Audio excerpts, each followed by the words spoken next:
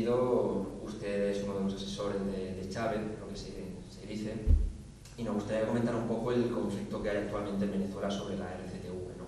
Yeah. Lo que piensa del conflicto. Sí, bueno, más bien una relación de amistad con el presidente que de asesoría, ¿no? El conflicto con RCTV tiene diferentes matices. La primera es que Marcel Granier, que es el propietario de RCTV, una estación que existe desde hace 50 años, es alguien que quiere desconocer flagrantemente una división entre propiedad y posesión de un activo económico que es constitutivo para la economía moderna. ¿Cuál es la diferencia entre propiedad y posesión? Si yo rento un carro ahora en la Hertz, en la agencia Hertz, y el contrato dice mañana lo tienes que entregar en Madrid, entonces yo mañana no puedo decir yo soy el dueño del carro y me quedo con él, porque sería un robo. Yo tengo el usufructo del producto durante un tiempo limitado. Y esa es la naturaleza jurídica de la concesión del espectro radioeléctrico que RCTV adquirió hace muchos años. Claro, ese contrato venció el domingo pasado y entonces Granier tenía que devolver la concesión como yo tengo que devolver el coche, porque al fin y al cabo soy posesionario, pero no dueño. Entonces ese sujeto, con la arrogancia que caracteriza a muchos grandes empresarios y funcionarios también, piensa que con la ayuda de la Casa Blanca y de sus amigos en el PP en España, la Democracia Cristiana Mundial, la OTCA, etc., puede simplemente desconocer el derecho público y robarse una facultad del Estado. Entonces, en ese sentido, es un simple delincuente que desconoce las bases del derecho público de la sociedad moderna. En segundo lugar, tiene una prepotencia empresarial mayor todavía porque adeuda muchísimo dinero porque no ha pagado en los últimos años las obligaciones con el seguro social de sus trabajadores. Y en tercer lugar, desde el punto de vista del derecho constitucional, es un delincuente político porque participó activamente con su canal en el golpe de Estado del 11 de abril de 2002. Es decir, desde todos los puntos de vista, este es un sujeto jurídico, digamos, no un sujeto personal, no interesa su personalidad, pero es un sujeto, un ente jurídico que viola cuando le dé la gana las reglas de convivencia y las reglas de una convivencia constitucional. Y simplemente el Estado bolivariano ha dicho hasta acá.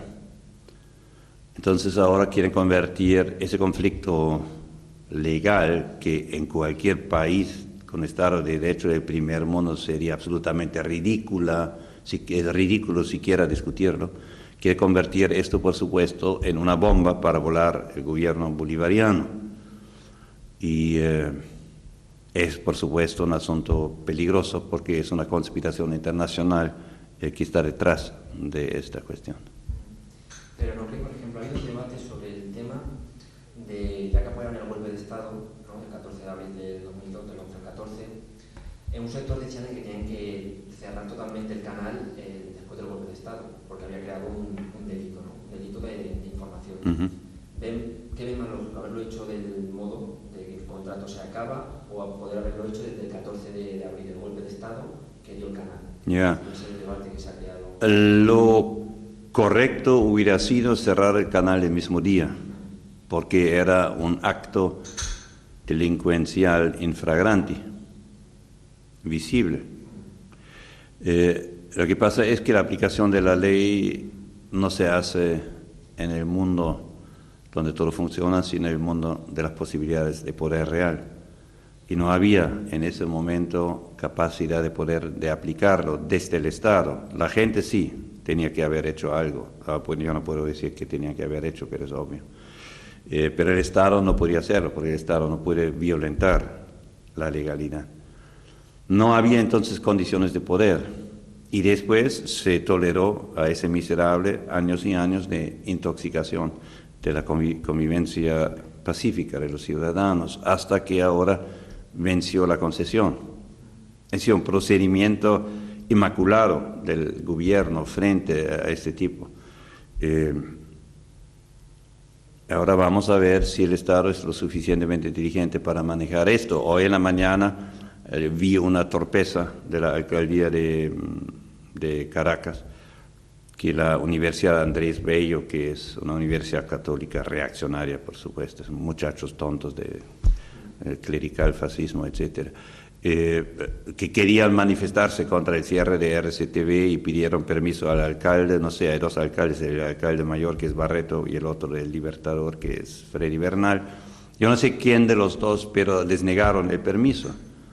Entonces, es la mayor estupidez que tú puedes cometer, porque ahora están dentro de la universidad, detrás de las vallas, y ya se hacen los mártires, y CNN lo lanza a todo el mundo, que además de violentar, entre comillas, los derechos de Granier, ahora ni siquiera hay el derecho de opinar en Caracas, ¿no? Entonces, si el Estado sigue con esa torpeza de manejar esto, van a lograr lo que quieren, van a convertir otra vez una cosa conspirativa pequeña en un movimiento social fuerte, y eso va a ser muy problemático.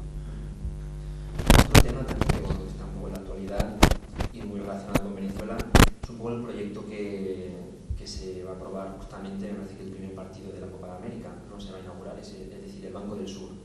¿Cree que este instrumento quitará un poco de independencia financiera del Banco Mundial, el Fondo Monetario Internacional y otros organismos? Yo creo que sí, y a mí me parece que el Banco Mundial está en una crisis que ojalá que sea letal, porque el Banco Mundial y el FMI son dos instituciones secuestradas por el gran capital estadounidense y europeo, ¿no? Se repartieron, los dos instrumentos son controlados cada uno por una de las superpotencias. El Banco Mundial hoy día no tiene mucha credibilidad ni tiene muchos fondos. Y el Fondo Monetario Internacional tiene funciones de arreglar desestabilidades monetarias de corto plazo, etc. Pero ha perdido mucha fuerza también porque Kirchner, por ejemplo, se enfrentó a ambas instituciones, y ya lo había hecho en la crisis asiática. Malasia había hecho lo mismo, los mandó al carajo, y salieron de la crisis económica igual o mejor que los que siguieron las recetas del FMI. De tal manera que tanto la necesidad de esas dos instituciones como su capacidad de ser de ayuda en la economía mundial están seriamente cuestionadas. Porque al apropiarse de ellos, el gran capital europeo y gringo, por supuesto, lo usan como instrumentos contra los gobiernos débiles. Entonces, tú tienes que sustituir algunas funciones de estos. La función del Banco Mundial, cuando fue fundado en 44 básicamente en San Francisco, la función era dar desarrollo para la infraestructura del tercer mundo, para que sobre esa infraestructura financiada públicamente el capital privado pudiera invertir. Esa era la función original, o sea, una idea que después aparece en la Unión Europea con Structural Adjustment Facilities, las facilidades de ayuda estructural que España le dieron cada año $7.000 millones, etc., ¿no? Y esa función, de alguna forma, tú tienes que cumplirla, y el Banco del Sur puede en ese sentido jugar un papel importante, y puede desplazar un poco el Banco Interamericano de Desarrollo, que es otro engendro del imperialismo, ¿no? Entonces sí es necesario tener ese tipo de instrumentos, pero su viabilidad dependerá de la situación en Venezuela, porque Venezuela es el gran protagonista de esto. El momento que Venezuela, por algún motivo, salga de esa dinámica de macrointegración, esos proyectos se van a liquidar, seguro. Bueno, dentro también de los actores, ¿no?, del Banco del Sur, ¿no?, que es un poco, bueno, Morales en Bolivia, Correa en Ecuador, Ortega en Nicaragua, Chávez, incluso Cuba. Bueno, quitado del ejemplo de Cuba, ¿qué ve un poco? Si estos son planes revolucionarios o simples reformas que pueden crear un poco adormecer a las clases populares, como un poco el conflicto que ha habido entre el MST y Lula, ¿no? Que dicen que Lula ha sido un gobierno que ha adormecido un poco a las masas populares brasileñas. Lo que hay que distinguir claramente son las políticas desarrollistas, diríamos, para el capitalismo de Estado socialdemócrata. y lo que sería un socialismo del siglo XXI. En América Latina las políticas que se han hecho de parte de Venezuela, etcétera, son políticas del Estado de Derecho y del Estado de bienestar social. Nada de eso sale de la superestructura burguesa ni de la economía de mercado capitalista. Todo es positivo, pero no es anticapitalista, es una política antineoliberal, que es una de las dos estrategias del sistema, pero no son anticapitalistas. Entonces todo eso hay que abrazar y apoyarlo. La reforma agraria, la reindustrialización, la salud, todo eso, obviamente. Es simplemente el intento de llegar a un nivel de vida como el primer mundo, no es más, dentro de las estructuras de la civilización burguesa. En cuanto a lo segundo, socialismo vas a tener del siglo XXI cuando introduzcas en la economía de mercado el valor como principio operativo en lugar del precio del mercado, cuando utilices lo que llamamos el principio de equivalencia, intercambiar los productos por valores iguales, es decir, cantidades de tiempo necesarias para su producción, y cuando tengas democracia participativa a nivel de macro, micro y mediano, ¿no?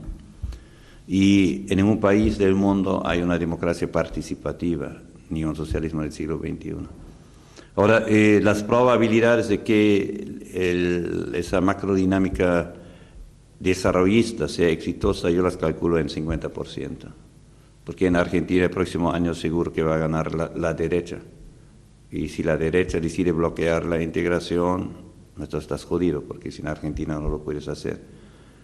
Si en Venezuela hay algún problema y Chávez deja de ser Chávez, se enferma, le dan un infarto, le pegan un tiro, lo que sea, se acaba la integración. Entonces, con todo esto yo calculo la probabilidad de que el desarrollismo triunfe es máximo 50%, ¿no? El socialismo del siglo XXI obviamente es menos. Y entonces yo pienso que hay que diferenciar, en primer lugar, en cuanto a las grandes dinámicas evolutivas del sistema latinoamericano, para calcular sus probabilidades de éxito, y en segundo lugar tendrías que hacer un análisis de país. Porque es absolutamente diferente de país en país la fuerza de los presidentes y de la clase política, al igual que la voluntad. Es obvio que Lula no quiere llegar al socialismo y Kirchner tampoco. Es obvio que Evo entiende otra cosa por socialismo que Chávez, y a Rafael Correa otra cosa, etc. Entonces, si realmente quieres entender la realidad heterogénea latinoamericana, tendrías que hacer estos tres grandes paradigmas: desarrollismo, socialismo del siglo XXI y relación republicana orgánica entre movimientos sociales y entre los estados progresistas. ¿Quieres triunfar? Necesitas tener esa trialéctica, esa interacción entre los tres elementos. Si no tienes los tres, vas a perder. Y ese es el primer nivel de análisis, y el segundo, ver cómo en cada país entonces tienes la voluntad política y el poder para avanzar en esto, ¿no? Bueno, me comentaba también un poco, ha comentado lo de democracia participativa. ¿Podría explicarlo brevemente? Sí. En el libro Socialismo del siglo XXI pues lo comenta, ¿no? Sí. Pero ¿podría explicar un poco brevemente lo que es? Sí, cómo no. La democracia burguesa que tenemos hoy día era la única alternativa al feudalismo, ¿no? En el siglo XVIII tú tenías dos alternativas: el sistema feudal político o el sistema burgués. El sistema burgués era limitado en términos de democracia real, pero era obviamente mucho más avanzado que la monarquía feudal. Y después de esa democracia representativa, después de 200 años, sabemos que es una forma de gobierno aristocrático o plutocrático, oligopólico, oligárquico, como quieras llamarlo, porque está limitado a solo una de las 4 relaciones sociales en que el ser humano existe, ¿no? Nosotros vivimos y nos reproducimos en una relación social que llamamos economía, una segunda que llamamos cultura, una tercera que llamamos militar, y la cuarta es la política. Entonces la democracia burguesa se limita a una de las 4 relaciones, que es la política, y además se restringe más al acto de elección. Una democracia real participativa tiene que abarcar las 4 relaciones. Es que tiene democracia de incidencia de la gente en la economía, en la política, en lo militar y en lo cultural, ¿no? Esto, a mi juicio, es la diferencia fundamental. Ahora, no hay recetas sencillas. El hecho de que en 2000 años, digamos, si tomas como punto de partida la democracia de Atenas, no hayas llegado a una democracia satisfactoria, te indica que hay un problema real aquí.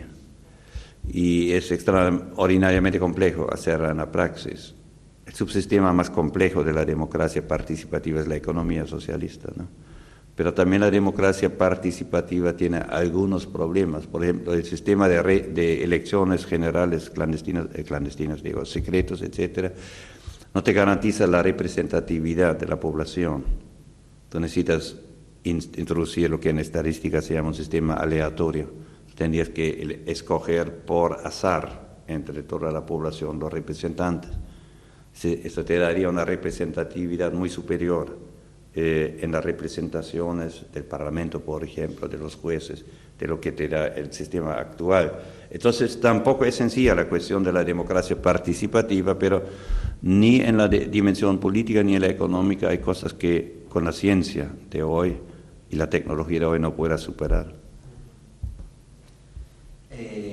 Bueno, la pregunta que está un poco de moda es ¿qué piensa de la actualidad de Cuba, en la sucesión de Castro, el plan Bush? ¿Qué es lo que piensa más o menos? ¿Va a seguir el modelo cubano? ¿Va a haber ciertos cambios? Bueno, yo creo que hay que acostumbrarse a ver las políticas que hacen los gobiernos en términos de fracciones, no de personas, ¿no?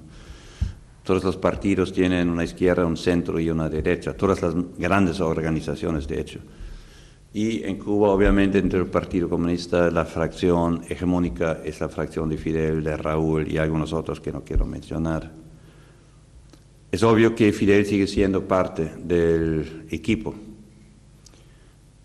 y quizás sigue siendo el gran timón, pero la operatividad del Estado ahora está en manos de Raúl. Y yo veo que hay algunos cambios significativos y creo que habrá un mayor acercamiento a la vía desarrollista económica de China y Venezuela, por supuesto, pero va a haber también una apertura hacia el socialismo del siglo XXI que hasta ahora en Cuba lo han congelado, el debate ha sido congelado en Cuba en los últimos 6 años. Va a haber una apertura frente a esto y va a haber una mayor consideración sobre la necesidad de introducir la democracia participativa, porque ni en la democracia burguesa ni en el modelo leninista, tal como en la realidad se concretizó, hay democracia participativa real. O sea, el concepto de dictadura del proletariado de Lenin es incompatible con la democracia participativa. Si se utilizaría la teoría de Lenin no habría ningún problema, pero el problema es que cuando en cierto momento dicen como el proletariado ruso ha desaparecido en la guerra civil, el partido tiene que sustituirlo, se puede aceptar esa argumentación, yo personalmente la acepto, ¿no? Pero llega un momento en el cual el proletariado industrial ruso reaparece. Ya a mediados de los 50 tú tenías otra vez un fuerte proletariado industrial. Y con la misma lógica con la cual el partido decía como la clase obrera, que es el sujeto de liberación, ha desaparecido físicamente, por eso nosotros, partido, lo sustituimos. Tú tenías que entonces usar la lógica y decir, bueno, el proletariado, que es el arquitecto de su propia liberación, se ha reconstruido a través de la industrialización de posguerra. Y por lo tanto el partido tiene que devolverle gradualmente el papel y el poder que en 1917 perdió, y esa lógica nunca se aplicó en ningún país del socialismo real. Luego también comentar, bueno, 2 últimas preguntas. Una sería, ya que usted reside, si no me equivoco, reside en México, profesor de la Universidad Autónoma de México, comentar un poquito el conflicto, ¿no?, que se creó, ¿no? Si al final López Obrador ha dado una cierta legitimidad al gobierno de Calderón, y el tema también un poco de Oaxaca, el conflicto que se vive de hace un año por la huelga de profesores y los centenares de muertos que se han creado. Me parece obvio que el movimiento de la APU y también del magisterio disidente en Oaxaca sigue vivo y que el conflicto no se ha resuelto y que vamos a ver manifestaciones de una reactivación, de hecho ya se ven. En segundo lugar, lo de López Obrador, la estrategia de López Obrador parece ser que él dice con las contradicciones que tiene la situación mexicana actual, el gobierno no va a poder consolidarse y por lo tanto no he hecho gasolina al fuego, sino yo me presento como una fuerza del orden y de la estabilidad. Y entonces eso es lo que me parece está haciendo ahora, es decir, aquí está la razón seria del Estado y si hay un problema de ingobernabilidad, aquí me tienen a mí y todo cambio, de todas formas, tiene que ser por la vía electoral y pacífica. Entonces me parece que esto es la hipótesis, que el mismo desgaste del proceso gubernamental en las elecciones, hay muchas elecciones en 2009, 2010, que le va a dar al partido, al PRD o al nuevo partido que está formando, una plataforma de poder para desembocar en el gobierno central. Y bueno, en su obra, ¿no?, Socialismo del siglo XXI, justamente la página 58, comenta que la táctica guerrillera tradicional no es válida para la lucha del siglo XXI, ¿no? ¿Por qué? ¿Y qué me podría decir un poco sobre la FARC y el proceso de negociación del ELN, que sigue un poco un conflicto de hace más? Sí, me parece que fue el comandante Fidel Castro que hace algunos años, ha de haber sido 4 o 5 años, decía que lo de la Revolución Cubana era irrepetible, que la vía guerrillera no servía más en América Latina para llegar al gobierno, que era una excepción, no una regla. Yo creo que esto es cierto y me parece que la realidad actual lo evidencia. Hay muchas razones objetivas. Una es el cambio demográfico. Tú ya no tienes una clase obrera industrial en América Latina. Si tú quieres encontrar trabajadores industriales, tienes que ir a las refinerías. Pero los que trabajan en las refinerías son una aristocracia obrera que gana mucho más, por ejemplo, que un trabajador normal. La industria de acero, todo eso está destruido, automóviles, y por lo tanto los sindicatos clasistas no existen, y por más que se trate de reavivar esto, no tiene poder cuantitativo, ¿no? Esa es una cosa importante, la composición de clase ha cambiado totalmente. Tienes una clase media seria que está en contra de la lucha armada y tienes un gran sector informal de 50-60%, etc. Otra razón es la urbanización. En Venezuela, por ejemplo, casi el 90% de la población vive en ciudades. Eso te da un impacto político totalmente diferente a la reforma agraria. Si la reforma agraria en México te da una base de masas en 1917 o 22 por ahí, o en Nicaragua, eso es totalmente diferente en Venezuela. La reforma agraria no tiene importancia económica porque la producción agraria es marginal, no tiene ningún sector estratégico de la economía. Entonces, la reforma agraria en Venezuela no te afecta en nada el Producto Interno Bruto, por ejemplo, y tampoco te da la base política masiva que necesitas como tener poder. Luego hubo en los años 60 un debate sobre si la guerrilla solo puede triunfar si se hace en el campo, o si se puede hacer en las ciudades. Ahí están las experiencias del Brasil, etcétera, etcétera. Y yo pienso que si los clásicos, los teóricos clásicos, Mao, etcétera, todos coincidían que tú necesitas una topografía adecuada para esto y un hinterland, etcétera. Y en ese sentido parecía decidida la discusión. Hay que volver a discutirlo sobre la experiencia de El Salvador, pero yo diría en términos generales, tanto por la composición de clases como por la urbanización, también por la capacidad tecnológica. Es muy difícil que en América Latina un movimiento armado llegue al poder. Tú puedes defenderte, quizás como las FARC, ¿no? exitosamente, pero una cosa es defenderte y otra cosa es tomar el poder del Estado. Y por eso creo que Fidel tiene razón cuando dice que hoy la lucha armada en América Latina no es una vía estratégica para llegar al poder del Estado. Bueno, podríamos comentar, ya que está aquí en España, pues comentar un poquito lo que piensa de las relaciones diplomáticas entre América Latina y España. Es un poco el núcleo, ¿no?, en Europa sobre las relaciones. Entonces, ¿qué piensas? ¿Bien, mal o bueno, el Estado español es un Estado de la Unión Europea, es parte de un bloque imperialista. Y ha tenido 500 años de política colonial nefasta e imperialista. Con Aznar, por supuesto, llegó al paroxismo, que con la arrogancia típica de la élite castellana y el episcopado español, que es probablemente el más reaccionario junto con el polaco que hay en el mundo hoy día, se han convertido en la punta de lanza del clerical fascismo mundial. Con Zapatero ha habido un ligero cambio simplemente por la debilidad interna de Zapatero. Como están en peligro de perder las elecciones frente a la derecha, entonces no le conviene abrir un frente de conflicto con Cuba, por ejemplo, o con Venezuela. Y eso explica por qué ahora están un poco más suaves en las relaciones y no se meten tan directamente, pero la actitud imperial, chauvinista europea que siempre han tenido, la tienen por supuesto. Según la coyuntura de debilidad o de fuerza, la sacan más o la sacan menos. Pero al fin y al cabo, ellos tienen transnacionales muy importantes en América Latina, igual que los gringos. El sistema de pensiones está en un 40-50% en manos del capital financiero español. Los bancos, más de la mitad están en manos del capital español.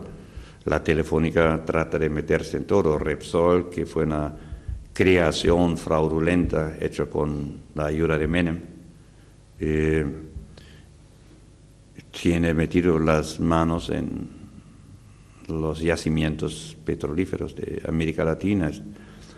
Aznar felicitó a Carmona, el golpista, en el golpe de Estado, etc. Entonces, España es un país del primer mundo con intereses imperialistas y con una política imperialista, y no hay que tener ninguna ilusión sobre sus gobiernos. Y la mayoría de la población va a apoyar esa política mientras le da el alto nivel de vida que tiene, igual que en el resto de los países europeos. Y tú lo ves en el terrorismo de Estado que aplicaron con los gringos, las desapariciones, las torturas, etc. Ningún gobierno europeo ha levantado una demanda ante la Corte Internacional de La Haya, por ejemplo, contra esa flagrante instalación del terrorismo de Estado. Los suecos, los alemanes, todos participaron en esto, ¿no? O participan seguro en esto. Entonces, las relaciones diplomáticas son una resultante de la relación de fuerza entre los estados. Si América Latina es débil, la van a joder más. Y si logra unirse, etcétera, entonces la van a tratar con respeto.